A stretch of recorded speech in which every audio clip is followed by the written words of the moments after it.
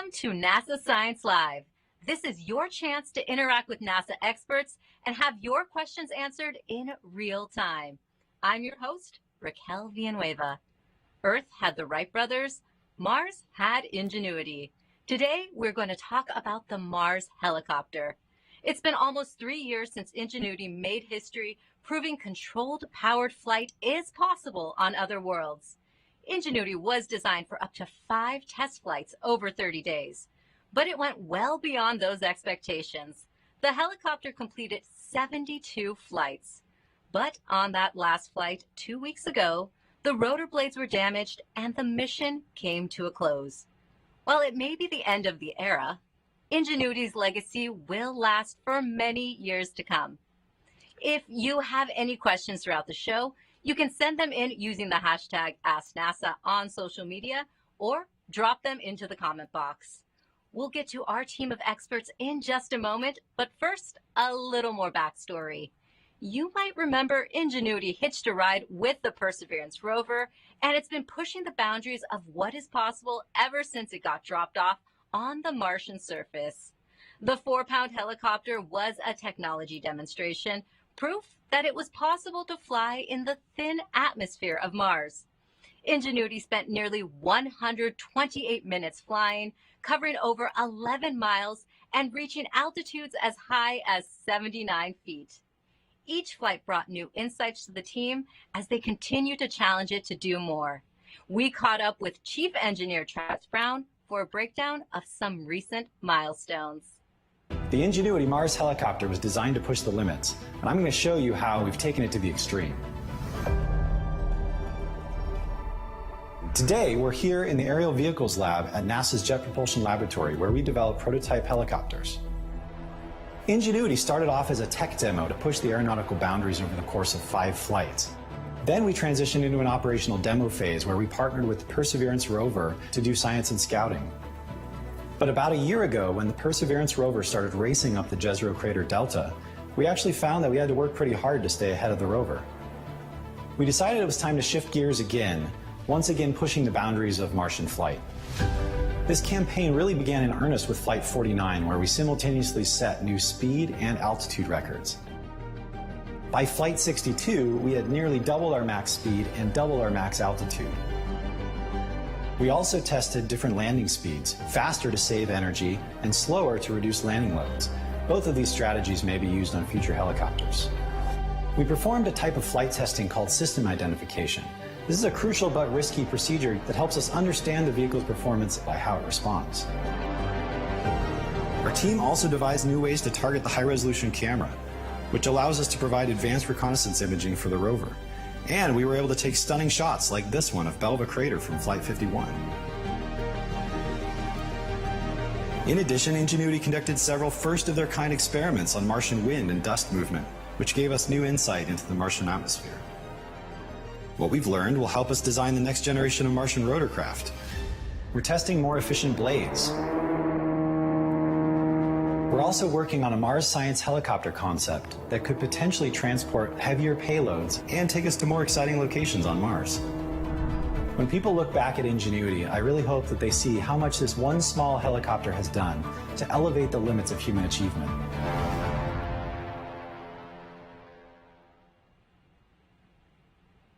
Thank you, Travis. Let's meet our other experts, but first, a reminder that you can have your questions answered live during today's show. Submit them using the hashtag AskNASA on social media or drop them into the comment box. Today, I am joined by Teddy Tzanetos, Ingenuity Helicopter Project Manager, and Tiffany Morgan, Mars Exploration Program Deputy Director. Thank you both so much for being here.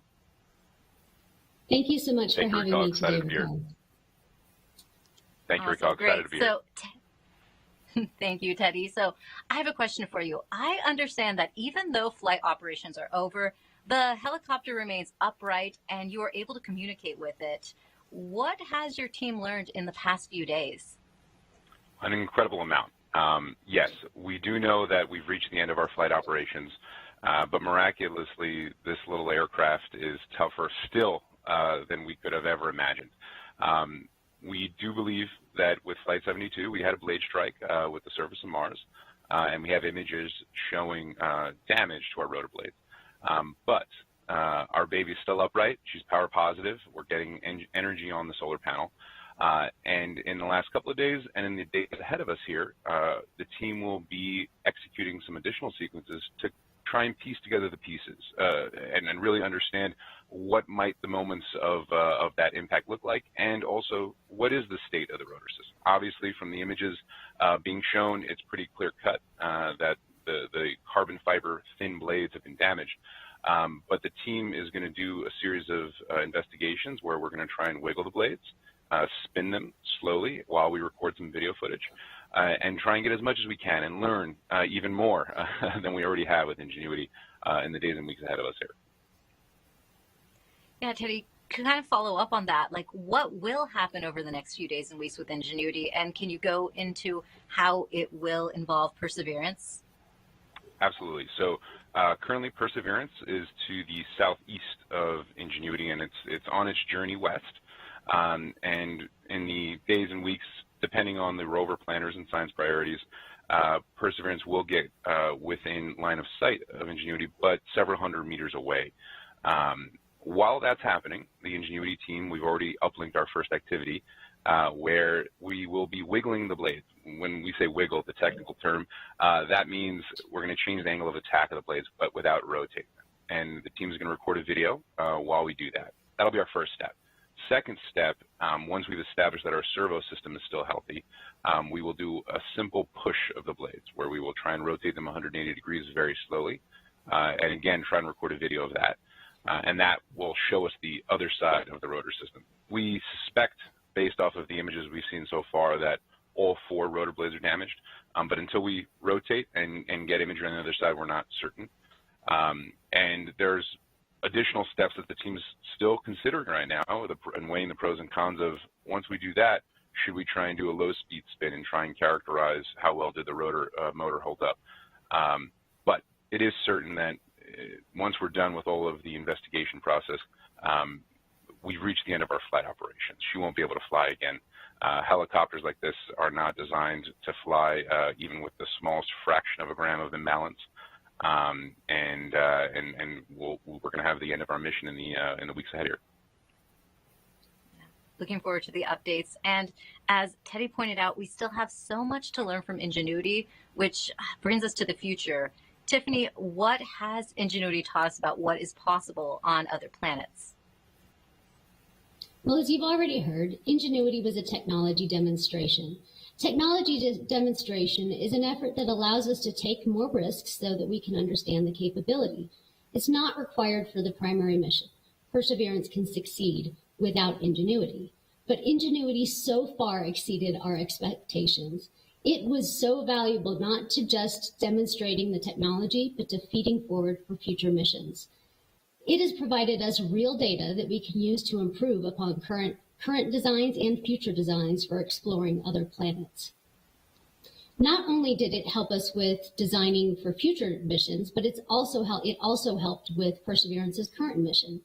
It scouted ahead and took a sneak peek at the operations that Perseverance was going to experience, and it allowed the planners to, navigate the terrain as well as to identify potentially compelling science targets. The NASA JPL team didn't just demonstrate the technology, they demonstrated an approach to technology demonstration that, if we use in the future, will really help us to explore other planets and be as awe-inspiring, as amazing as Ingenuity has been. Speaking of awe-inspiring, Tiffany, how would you describe the legacy of the Mars helicopter? Well, it was the very first powered aircraft powered and controlled aircraft on another planet. It will always hold that title as the very first, and it achieved so many feats in the Mars thin atmosphere. But I really don't think that the legacy for Ingenuity has been defined yet. I think it's to be continued. If you take our first roving rover, Sojourner, and everything that came after Sojourner, we had Spirit, we had Opportunity, Curiosity, Perseverance, taught us so much and really changed the way that we explore Mars. I think that Ingenuity will continue to amaze us in what it can feed forward and what its legacy will be in the future. It's just been wonderful, and I think it's going to teach us for years to come. Absolutely. And Teddy, we know the legacy of Ingenuity is important to you too. What would you like to say to your team who made this all possible? Yeah. Now that we've had a couple of days to process, and everyone should keep in mind, right? We signed up for the technology demonstration. It was a 30-sol mission. A sol is a day on Mars. So we are a small team for Ingenuity. It's members here at NASA JPL, Ames Research Center, Langley, AeroVironment, and a handful of other organizations that have poured their heart and soul into this little spacecraft and this little aircraft for about a decade now. And seeing it go through its marvelous journey from a successful tech demo to checking the box on Flight 1, our job was done, and really pushing the envelope across all the different axes of exploration here in the last 2.5 years of extended mission operations. It's been the mission of a lifetime for all of us. And I wanted to say thank you to all of the people here that gave their weekends, their late nights, all the engineers, the aerodynamic scientists, the technicians who handcrafted this aircraft. It is a hand-built spacecraft, right? Every single solder joint is a testament, really, to quality and the dedication of all the people that made Ingenuity possible. I just want to say thank you to the team, and for everyone listening here. We couldn't be prouder or happier with how our little baby's done. So thank you all. And thank you, Teddy and Tiffany. Remember, we have lots of questions coming in from viewers watching online. You can submit them using the hashtag AskNASA or by posting them in the comments wherever you're watching today. Our first question is from T on X, who asks, how was Ingenuity able to outlast everyone's expectations? Great build quality, luck, or all of the above? Teddy, I'll let you have a go at that one. All the above. There's a first part of it, which is a robust design, right? The coaxial aircraft design has been proven now. We've now, it was a theory that it would last and it would do well at Mars, and now it's a fact. So the engineers did a fantastic job proving out that the design is robust. I mentioned a second ago the technicians. That is a huge part of it. I would say the technicians, when you think of how did we survive this long, if you take a spoon at home and bend a spoon back and forth 5, 10, 15 times, eventually the spoon will snap. All of the hundreds up to close to 1,000 hand solder joints on Ingenuity, every single night on Mars they do this, right? And they're cell phone parts we're talking about, right? So the fact that Ingenuity has lasted that long with cell phone commercial off-the-shelf parts is the technicians. And then let's not get too excited, right? There's also a good amount of luck, right? And we should be thankful for the fair amount of luck we've had in the mission, but I don't want to discredit the team. We have had a fantastic effort on the engineering side and on the technician side to try and make the absolute best spacecraft we could for this technology demonstration. And Teddy, we have another question for you. Pavel on X asks, rotor damage looks fairly small. Can it not take off because of the thinness of the atmosphere with this damage, or is there no point in even trying? Yeah, so two parts. There's two aspects to that. One is just rotational dynamics. The way a coaxial helicopter, and every helicopter, even helicopters here on Earth, with the way that they work, is that you spin your rotor system very, very quickly. And as you do that, you push air down. Anyone who's ever spun a top, right, will know that if it's not well balanced, it wobbles, right? So these rotor blades are perfectly balanced to the fraction of a gram. And if you offset that balance, you're going to induce a lot of vibrations, which will cause a lot of bad things to happen. The second part of that is I actually have one of our new prototype blades here. What's important to note is that as the rotor blade rotates through the air, the outer part is the fastest moving part of it, and the inner part is slower. The fastest moving part is where you generate most of the lift. And if you look at the shadow, the image of the shadow, we think about the last the furthest out 25% of the rotor blade itself is missing. So we have lost, the most important from a lift control perspective, part of our rotor blade. Even if we were somehow perfectly balanced, our thrust capacity has been significantly degraded. And Basil on X wants to know, our fourth grade class at PS 174 in Queens has questions. Hello. How did you get the idea to build Ingenuity, and how long did it take to build? Teddy, we'll start with you on that, and then Tiffany, if you also want to chime in as well. Sure. So our chief engineer, Bob Balleron, back in the 90s, first started thinking about the physics, and just on the back of a napkin, taking the aerodynamics models and the physics that we know here on Earth and trying to apply it to Mars. The big change, the whole reason why this is hard, is because Mars's atmosphere is very, very thin. It's about 1% the density of Earth's atmosphere. So Bob started looking at that back in the 90s and then put it on a shelf. And then around 2012, 2013, 2014, this new Mars 2020 mission was coming up, and there was a discussion of between Bob and Charles Alachi and a handful of other individuals, hey, Bob's idea, could we pull that off now, right? And it was a confluence, it was a coming together of a lot of technologies. I mentioned earlier the cell phone industry.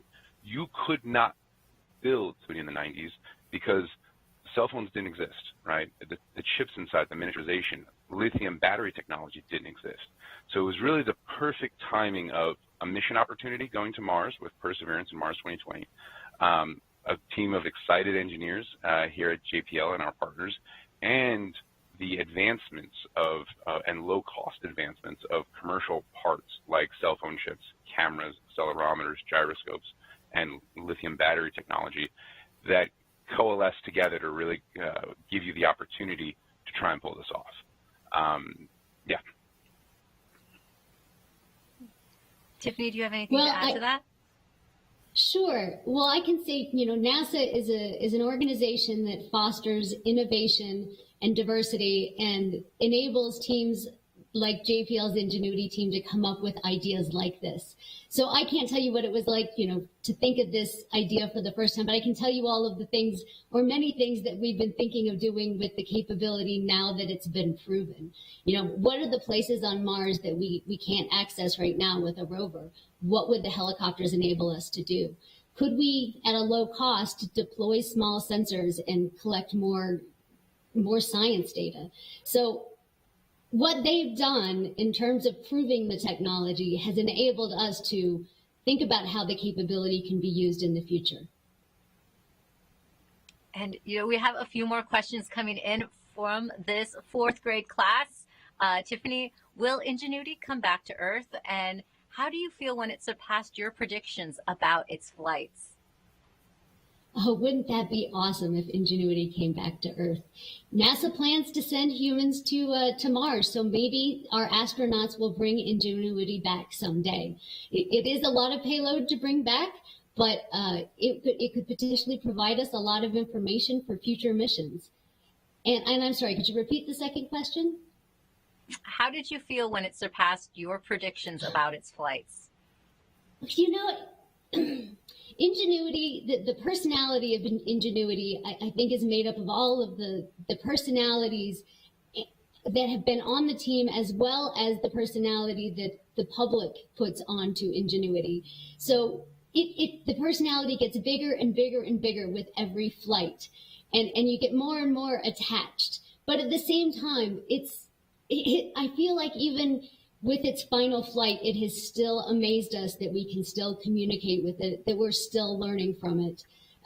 It's sad to see Ginny not be with us anymore on a regular basis with Perseverance, but just such an amazing technology demonstration and machine, and it's a celebration of everything that the team and Ingenuity have accomplished. If I could add on top of that, there was an acronym, a phrase that we used during development with Ingenuity. There were two, but the one I think is more appropriate here is Wendy, which stood for "We're not dead yet." And there were a lot of opportunities during development of Ingenuity before launch, engineering model down to flight model, delivery to the Kennedy Space Center. And there were always these curveballs that would get thrown to the team, and we'd say, Wendy, we're not dead yet, we're not dead yet. And it's funny now, Ingenuity is going to get the last laugh because she's still not dead yet, right? We've reached the end of our flight mission. She's not going to fly again. And we've within the team, this is not a scientific designation, but within the team, we've coined the area where her last airfield, Valinor Hills, right? It's you can look it up, the etymology of the word, but you know, the undying lands, in that she still refuses to quit. And we couldn't be more surprised, but B, more proud of what she's been able to accomplish. The little helicopter that could. And thank you for teaching us about that acronym. Now we have that to use in our back pockets. We have Ronan Glover on LinkedIn who asks, what have been the most significant learnings in regards to the controllability of helicopter in Mars's atmosphere? That was a mouthful for me. Teddy, do you want to grab that one? Yeah, there is a tome of information that we've collected here with every single flight. I've talked to it in the past as kind of this treasure trove, is the other descriptor I use. Every flight that Ingenuity has flown, she's packaged a whole collection of data from our IMU, from our accelerometers, gyroscopes, our power system, and we send it back down to Earth. And our teams compare the prior estimate and the prior prediction of how Ingenuity would perform in a simulation. We have a 3D simulation environment here on Earth, versus how well she actually did on Mars. And we've learned an incredible amount. The first and the most exciting part is that all of the aerodynamic models that were developed at NASA Ames Research Center, Langley, and here at JPL, those were theories before launch. We now have ground truth, right? And we can hand this off to the next generation and say, this is actually how a helicopter performs at Mars, right? We thought the curve was going to look like this, and it actually looks like this, right? And the difference, that's the good stuff. That those are the lessons learned and the calibrations and the turning of the knobs that allows for your next aircraft, whether it be a helicopter or an aircraft, you name it, can now take advantage of that difference and that lesson learned. We don't have time here for during NASA Science Live, but there are interesting aerodynamics that are different between Earth and Mars. There's a lot of publications. I encourage you all to research the Ingenuity publications that delve into that if you're interested, of why the physics and the engineering of and the controllability specifically of flying in such a thin atmosphere is so much harder than Earth. And a question for both of you coming up. Space Peacock on X wants to know, what is the Mars helicopter team's favorite memory from Ingenuity's journey? Teddy, I'll start with you. I can't speak for the whole team because we haven't done a survey of the entire team's favorite, most democratic vote here. I will say I think it's safe to say that the most important one for everyone was Flight 1. And seeing the images from Ingenuity's perspective of Flight 1 happening, and you can see us in the video here celebrating, and what you see here is the altimeter plot. This was the helicopter's own telemetry confirming for us that, yes, the altimeter says that we raised up to a handful of meters and came back down. And then shortly thereafter, we got images from the helicopter itself and a video from Perseverance, really sealing the deal for us that, yes, everything worked perfectly. I think that was the most important part. If you ask every other team member, they'll all have their own favorite stories. But I think without hesitation, the most significant was flight number 1. And I think it's hard. What would be your one? Oh, go ahead. I think it's hard to top Flight 1. I can say another memorable moment, though, would be when we realized Ingenuity was contributing to the Perseverance mission. When it found a potential target or helped the scientists identify a potentially scientifically compelling target, I think that was pretty impressive. There was also when it imaged some of the entry, descent, landing gear was pretty exciting. And Hitchhiker on Mars on X wants to know, can Perseverance survive without Ingenuity? Teddy, do you want to take that one? Yeah. Absolutely. Ingenuity was a tech demo. Whether or not Ingenuity was on the rocket or not had no impact on Perseverance. Its core science objectives and its mission objectives have nothing to do with the Ingenuity project, and it has an important job to do, which is to collect samples so that we can bring them back to Earth and try and answer some pretty big questions about the uniqueness of life in the solar system. So absolutely, Perseverance is going to keep on doing its thing. With or without a helicopter has no impact. And Chris on X wants to know, is it possible for Perseverance to reach Ingenuity to get more photos? And we have a similar question from Benjamin on YouTube, who asks, will the rover go over to Ingenuity and check the conditions? Teddy, both questions for you. No, unfortunately, it's not in the plans. As you can imagine, there's a team of eager rover planners who jumped on that very quickly, that question, as soon as we realized we weren't going to fly again, of trying to understand, is it physically possible? Is it traversable? What are the risks? What are the hazards?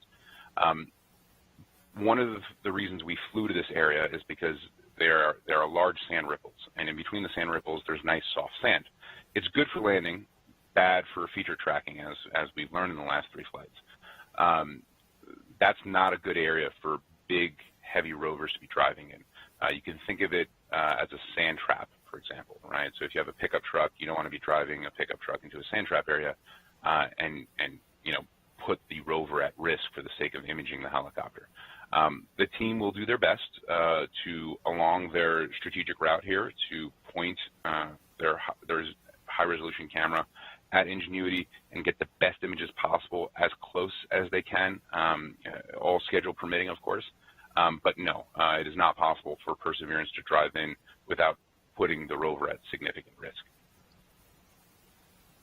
Thanks, Teddy. And we have lots of questions coming in, but just a reminder that if you have a question, use the hashtag AskNASA or leave them in the comment box. Tiffany, question for you. Ed Woody on LinkedIn asks, I know you must be overjoyed with the longevity of Ingenuity. What are some of the most important things you feel can be taken away from this and applied to future flights on another planet like Mars?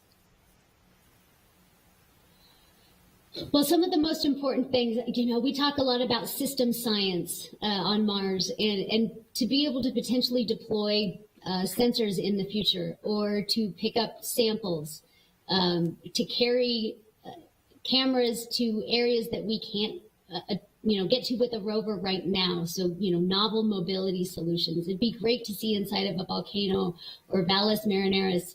And there's just some really exciting places that we would like to see on Mars that I could see us using future helicopters for. And they'll be more capable than Ingenuity, because Ingenuity has helped us learn so much about what can be accomplished. So I really look forward to the future and what we can do with the offspring of Ingenuity. Thanks. And then, Teddy, one for you. Someone on Twitter wants to know, could future missions include helicopters with spare parts so they could fix themselves? Interesting question. So from physics first principles, yes. In fact, our partners who built a lot of the aircraft components that you can see when you look from the outside of Ingenuity, AeroVironment, that was an initial trade going back years of making the blades removable or not. And in future concept designs we have for next generation helicopters, that's also an option where you can remove a blade and swap a blade. So it is feasible to imagine a scenario in the future, right, where you could have a helicopter that could swap a leg, swap rotor blades. It's a fun robotics challenge to create an arm that can do that. Or, of course, you could also have human astronauts do it, right? Just like humans fly drones here on Earth, and you break a propeller and you swap the propeller out. I'm confident in the future we will have fleets of aircraft flying around at Mars, and human pilots either right in front or remotely operating them. But yes, in short, you can imagine a situation where you can make the parts interchangeable. And then a follow-up question for Tiffany. The username, somebody that you used to know, maybe it's true for this one on YouTube, asks, is there any way you could send helicopters like that to other planets? Well, I don't want to say helicopters like that, but flying objects or aerial vehicles, controlled powered aerial vehicles. We do have the Dragonfly mission going to explore the Titan moon of Saturn. And it is not quite the same as Ingenuity. It is powered by a radioisotope thermal generator, and it's the size of a small car. It is also the primary mission, so this is not a technology demonstration. But Dragonfly is in development now, and really looking forward to seeing what it achieves in the future. And Jim on Facebook wants to know, what caused the damage to the blades, Teddy? Sure. So our theory here is that it was ground contact, right? I say theory just to explain. We don't have video footage of what occurred, and we also don't know the exact chronology of how it unfolded, because we lost that crucial bit of data right around the rough landing. I say rough landing because we're still on all 4 feet as opposed to a crash, right? But what we can say for certain is that at some point we had contact with our rotor blades with the surface. And another thing that we can say for certain is that we browned out around landing. What we don't know is, did one cause the other or the other way around? We don't know if we had ground contact which caused the brownout, or there was a brownout for another reason which then caused the helicopter to have contact with the ground. We will never know the answer to that question. Again, the team is going to try and collect as much data as we can, but we are certain that those last few seconds of landing, when we were about a meter off the ground from Flight 72, that data is unrecoverable because of the brownout in the power cycle. But we believe, as of ground contact with the rotor system, we have photo evidence for 2 of the 4 blades that are damaged. And in the days ahead, we're going to try and collect additional photo evidence for the remaining 2 blades. And Teddy, you actually have like a sample blade. Is there any way you can kind of show us where the damage occurred? Right. So here is a prototype as a next generation blade, but it looks for the most part the same as Ingenuity's rotor blade. 2 things to keep in mind here. This is incredibly light. It's about 30 grams. Okay, almost nothing.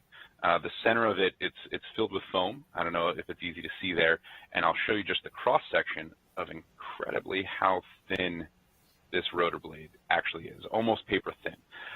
Carbon fiber on the top, carbon fiber on the bottom, and then foam in the center. So if you can see the entire length of the blade here, this one's a little bit longer than Ingenuity's, but we believe right around here to the tip has been broken off. And I mentioned earlier, that's where most of the lift is kind of your last third, because that's the fastest moving part as it rotates in a circle.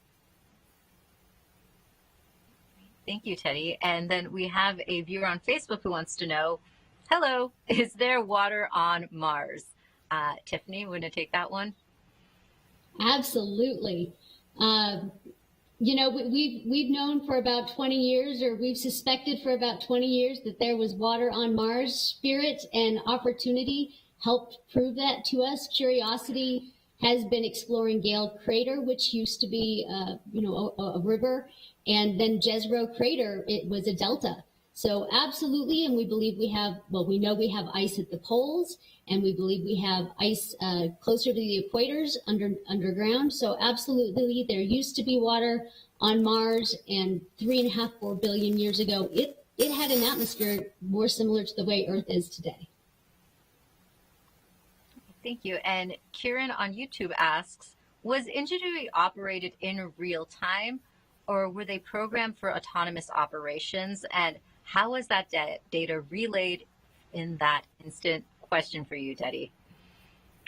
Not real time.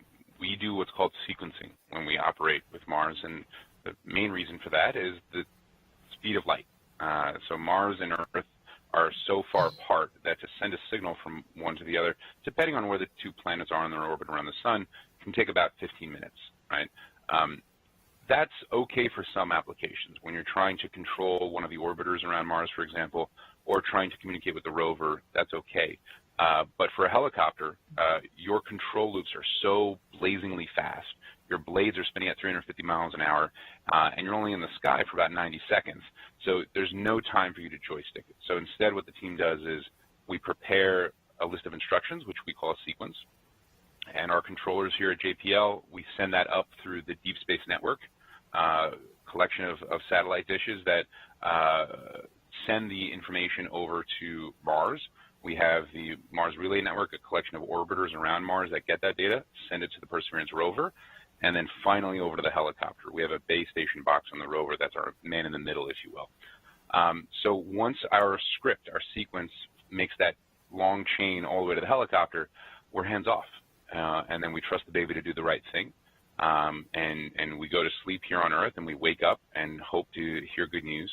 And it's worked miraculously well, that concept of operations, for the last 2.5 years. And speaking of Ingenuity and Perseverance relaying with each other, Benjamin on YouTube wants to know, how many souls until Perseverance is out of range of Ingenuity for good? We don't know the answer to that. It's strongly dependent on the answer to that is strongly dependent on the rover planners and the scientists' priorities in the weeks ahead. Their mission is to drive west and to go collect more of those precious samples we mentioned earlier. And if they find areas on the way that they want to sample on, or if they find difficult to traverse terrain, that may add a handful of days here or there in terms of communication. We believe that we have about 1 kilometer of telecom range, at least 1 kilometer if we have good line of sight with the rover, and our team has already done the analysis to understand where are the hills, where are the ridge lines, and kind of shading a map to really understand at what point do we think that'll be out of comms. I would say in the weeks ahead, a handful of weeks ahead here, we think we should still have good communications with Ingenuity, but we will know more as the days unfold here. Thank you. And another question for you. A viewer on X wants to know, did Ingenuity possibly suffer some damage during Flight 71 when it made an emergency landing? Great question. So theoretically, it's possible. Flight 71 had an emergency landing, and it was one of our rougher landings when you stack them up against all the other flights that we've had. Our horizontal velocity, when Ingenuity likes, I'll just use my hand here as an analogy, when we touch down with Ingenuity, we like to just touch down at about 1 meter per second. We also try testing slower, around 0.5 meter per second. It's very gentle. Vertical, almost no horizontal velocity, right? You don't want coming in on the side at an angle. With Flight 71, we had an emergency landing because of the blandness of the terrain underneath us. And there was a position and velocity tracking error as a result of that. So we actually did have some horizontal landing velocity coming down on the ground, on the order of a couple of meters per second. Now, the reason we thought we were still flight worthy, though, is after Flight 72, we did our typical baby stepping method to assess the health of the helicopter, where we did a 50 RPM spin, we did a high-speed spin, and we confirmed that our IMU didn't show any additional resonances, no aggressive shaking, and our imagery looked good. So everything on our nominal checklist was green across the board. So we think we just had a rough landing, and she handled it just fine, and we were ready to go for Flight 72. And I should also add, all of our flight telemetry through the majority of Flight 72 also looked nominal. It was a good takeoff. It was a good hold. It was a simple pop-up, right? It was really coming down on landing where the feature tracking really became a challenge for her. So it's not ruled out, but all evidence seems to suggest that she was still flight-worthy and healthy after the end of Flight 71. All right, and Teddy, we're getting questions that are coming in real time, and I think this refers to one of your answers on how Ingenuity controlled things. Andreas on Facebook asks, when you mentioned the sequence, I'm thinking latitude and longitude like GPS data. How does that work on Mars? Sure. So we don't have a global positioning system at Mars, and Ingenuity's navigation system is pretty simple. You got to remember, we designed Ingenuity to fly in the equivalent of a parking lot on Mars, right? Flat area with good feature terrains, but no big boulders or rocks to worry about. If you look at the map of Jezero Crater, okay, you can see really where the mission started was a very small area that Perseverance and the scientists and the Ingenuity team worked really, really carefully to try and pick out. It's kind of the little first yellow line segment on this animation here. It was a beautiful, perfect area for us. And then we really started spreading our wings and flying further and further and further to where we are now here in the Valinor Hills area. That initial area, though, that first little yellow segment, was as close to a parking lot as you can get. Now, going back to the question, Raquel, the question specifically is, how did we design the feature tracking, or could you repeat it in terms of the question again? Absolutely. When you mention the sequence, I'm thinking latitude and longitude, like GPS yes. data. How does that work on Mars? Going back to that description of the parking lot, right? Ingenuity, when she first started the mission, assumed that she's at the center of your coordinate system. So you can think of it as north, east, and down. And there's just you have those three axes, and from there is your origin, and you're just navigating from your takeoff spot. So instead of GPS coordinates, it's just relative positions from takeoff. So we'll have waypoints that we code up in the sequence, and it says, okay, from 000, go to waypoint A, then waypoint B, then waypoint C, and then come down to land at waypoint D. And it's all referenced off of that original origin, which is your takeoff location. Great. Ed, we have two more questions for you, Teddy, before we get back to Tiffany. The two questions go hand in hand. Janine on Facebook wants to know, how large is Ingenuity? And Andres wants to know, how heavy is Ingenuity on Mars? Sure. So Ingenuity's rotor system, the biggest part of Ingenuity, it's 1.2 meters from tip to tip. So from the right tip to the left tip.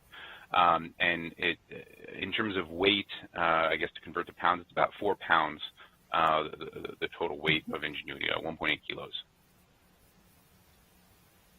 It's so wonderful to think about, like, how light it is, actually. So thank you for that, Teddy. Incredibly light. Now to get back to incredibly light. And Tiffany, a viewer on YouTube, wants to know, is there any common mission for Artemis and Mars? Well, we have Moon to Mars. Common mission between Moon and Mars. I think that those are to be developed. Those are in the future. I don't think that we have the CLIPS mission right now, the Commercial Lunar Payload system or service contract that is allowing us to take payloads to the moon, that is part of the Artemis program, that crosses really between the Science Mission Directorate and then the Exploration Systems Mission Directorate. But in terms of a common Mars mission at this point, no, but we are planning for one in the future, most definitely. Thanks, Tiffany. And Kate on YouTube wants to know, what are the challenges involved with accounting for blank surfaces for future helicopters? Teddy, I think this is a question for you. Yeah, that's a wonderful question, and one that team's been buzzing with for the last couple of days since getting the news of Flight 72, right? A lot of what we do here at JPL is lessons learned, right? And how do we improve? How do we make things better? Going back to the idea of a parking lot in a feature-rich area, right? That's what we designed Ingenuity for, right? Was a very narrow use case, 30 stalls, great. We found an area for it. We really pushed it to the limits, not only flying for the last 2.5 years and the physics of all that, but also in terms of the guidance, navigation, and control. We not only pushed the limits, and with Flight 72, we learned the limit, right? That's the limit for this set of hardware, and to your point, this camera, right? Our downward-looking navigation camera, the resolution of that camera defines the sort of terrain that we can fly over. So if you have a high-resolution camera, you can see the rocks. If you have a lower-resolution camera, you can't see the rocks so well. So you can imagine a combination of how bland or featureless your terrain is and how good your camera is. That defines your capability. So for Ingenuity, right, for the beginning of the mission, we had oodles and oodles of margin, and then towards the end, we really pushed it, and she did a marvelous job at teaching us, right, exactly where that limit is. For next generations, there's some simple answers, which is you fly a better high-resolution camera, right? And this camera is now almost 10 years old, if not older than that. So there's easy, commercially available improvements that are also cheap. So the next generation of helicopters that go to Mars, and just in general using commercial off-the-shelf parts, will be better, high resolution. And there are also other sensors you can add to the aircraft to help it observe the ground underneath it. But the easiest one is you fly a better camera for the next generation. Hey, thank you, Teddy. And Dan on YouTube wants to know, did Ingenuity ever fly during high winds or non-ideal weather? Absolutely. We've been grounded, actually, because of storms and the weather forecast on Mars. It was a weird, interesting week for us, getting the weather report. I think we're all used to, having our flights be delayed on Earth because of weather. But as we approached fall in our first year of operation, we actually had a big dust storm arrive, and that grounded us. And it also it threw a lot of dust and sand into our mechanisms, and made it a little difficult for us to figure out how to fly again. We cleared ourselves off, created a sequence to wiggle the blades and push all the dust out of the actuators and fly again. We try to not fly if the winds that are predicted, are going to be, above 10 meters a second, significantly above that. Below that, we have a lot of experience with. But yes, it's happened now a couple times where we hear a weather report and we've stood down flight operations and just you wait for it to blow over and then try again next week.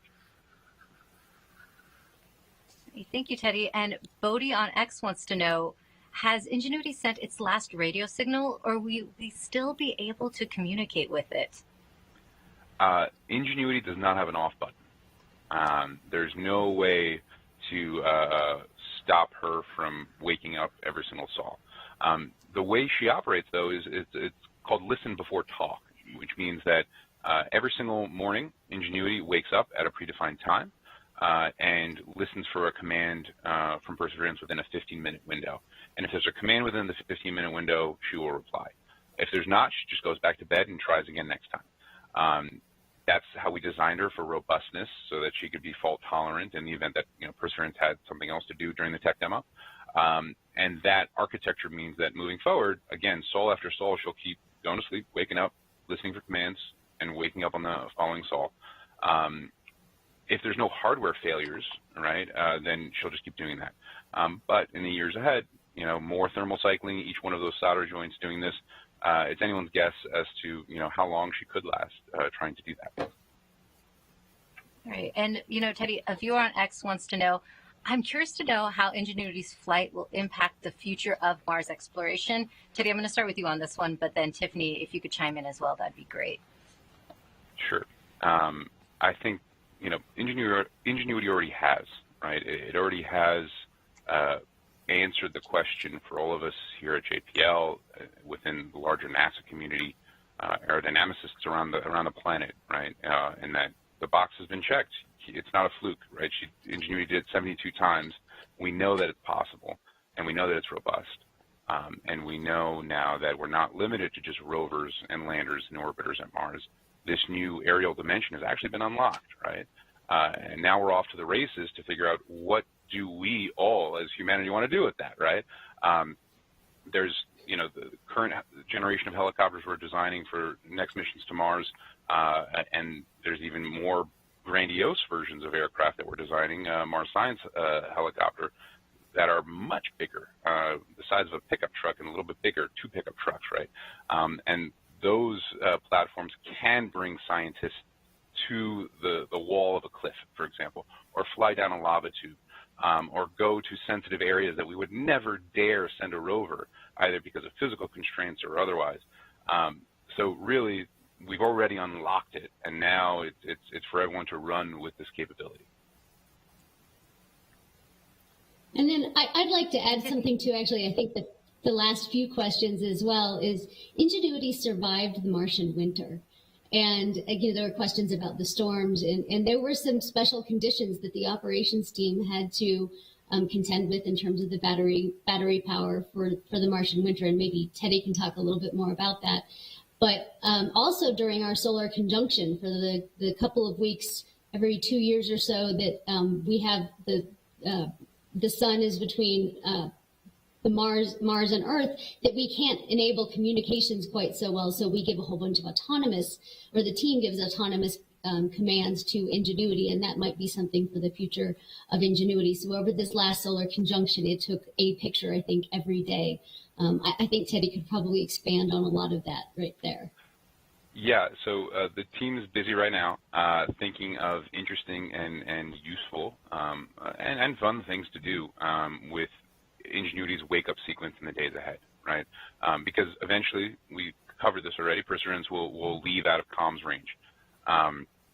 So there's a lot of potential for us to take images, for example, and store them on board our flash file system. To the winter comments that Tiffany made, right?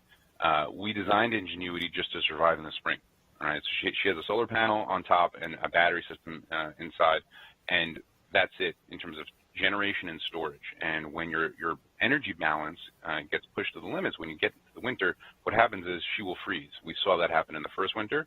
She made it out, right? And she was able to survive going down to negative 90 degrees Celsius every single night and back up to positive 20 degrees Celsius every single day. And the team expects that if we made it through one winter, there's a pretty good chance, hopefully, but we won't know. And we wish her the best of luck in terms of trying to do that. If the rover ever comes back into this area, right, we can try and see if she's responsive, but who knows, that's years down the road. And for the time being, all we're focused on is trying to make sure we get as much data off as we can in the time that we have allotted. Tiffany, you brought up a great point about winter on Mars. For those who are watching, can you kind of describe what that's like? I think probably somebody that interfaces with operations like Teddy might be able to share a little bit more about what that is actually like. Sure. So just like here on Earth, right, there's seasons at Mars, and the time frames are different, right? But you still have evolving seasons. You have a summer, a spring, a winter, and a fall. And the big difference between what we're all used to here on Earth is winters on Mars. I mentioned earlier, negative 90 degrees Celsius, and that's just normal, right? The biggest change there, right, is going to be the temperatures. There's also more dust, right? It's not just your temperatures are changing, dust in the atmosphere. And for a solar-powered mission like Ingenuity, and we've seen this within the solar-powered missions that NASA has sent to Mars, as you move into winter, there are more storms, and those storms, and when I say storms, it's really like wind storms or dust storms. Those storms kick up more dust higher up into the atmosphere, and the more dust there is higher into the atmosphere, the less solar rays make it down to the surface. And that's why it gets really tricky for us operators to try and contend with that. And, can you shave off a little bit of usage here and try and, I think we're all used to trying to save battery on our cell phones, right? And you close as many apps as you can. Operators here at JPL try and do the same thing, right? And try and preserve as much of the energy that you can. But eventually you get to the point where you can't fight physics, right? And the energy needed to heat yourself overnight is this much, and the energy you generate every sol is right below it, right? And that's when the really tough freezing starts. And thankfully, as I said, we were very lucky that Ingenuity made it through the first winter. We're about to enter our second Mars winter for the Mars 2020 mission here. Perseverance is fine. It has the radioisotope thermoelectric generator on board, so they have plenty of heat energy and electric energy. But Ingenuity will be, every sol waking up and trying to heat herself. But we couldn't have asked for any more out of this little spacecraft, right? It's all sprinkles on top at this point. Survived all that without a winter jacket, so yes. Impressive. We have just a couple more questions left. Jose on Facebook wants to know, which is the most important discovery of Ingenuity? I'll start with Tiffany on that one and then hand it over to Teddy. The most important discovery of Ingenuity, and most important, gosh, there's so many things that are important in terms of technology and how it will feed forward. But I know I'm not going to get the numbers right here, but I think the Ingenuity flying on Mars is the equivalent to flying at 90,000 feet on Earth. Teddy, did I get that right? Close? Yep. I mean, Yeah, and that's, from my understanding, that's impossible here, right? So that they've made it possible on Mars, I think that alone is pretty astounding. But they've been, over time, throughout those 72 flights, they increased the speed, they increased the altitude, they did left to right and a whole bunch of technology things, and then helped the scientists as well. All of it was really amazing. And I think also imaging the entry, descent, landing gear. I think a lot of folks were really happy that they were able to get the detail that they could with those photos. Teddy, do you have more to add on that? Yeah, I couldn't agree on the aerodynamic front. One thing that is close to my heart, right, is really the paradigm shift in how we think about building things for space, right? I've said it now 5 times during the NASA Science Live. We used cell phone parts, right? Low cost, high availability, and no flight heritage, right? But we signed up for that challenge, and what I would, think of this as a call to action for future generations is the benefit is to try and see the benefit of taking those risks on, right? Because now you have you can think of them as supercomputers on Mars, right? Ingenuity's chip is, if you take everything we sent to Mars and deep space, the Voyager probes, add it all up together, Ingenuity's processor alone is more than 100 times more powerful than all of that combined, right? And I really think that should unlock a lot of capability for the next mission planners, the next mission designers to try and harness that, right? That's a huge leap forward, and I'm excited to see, what the next robots on Mars and other planets are going to be able to do because of that new capability. Great. And, that is all the time we have today. So thank you both for joining us and providing some great answers. Thank you so much for having me. I really enjoyed it. Thank you very much, Raquel. Really appreciate it. Yeah, and to learn more about the legacy of the Mars helicopter, visit go.nasa.gov/Ingenuity. You're also invited to join us in celebrating Ingenuity's legacy by sharing your favorite moments or farewell messages on social media with the hashtag #ThanksIngenuity. You can also keep up with the Perseverance rover, which is still exploring Jezero Crater, on Facebook and X. Congratulations to the team on this historic mission. Now let's hear some parting thoughts from those who knew Ingenuity best. We have opened the skies of another planet. Ingenuity really opened the door for aerial exploration on Mars. It's just been this plucky little helicopter that just defied everybody's expectations.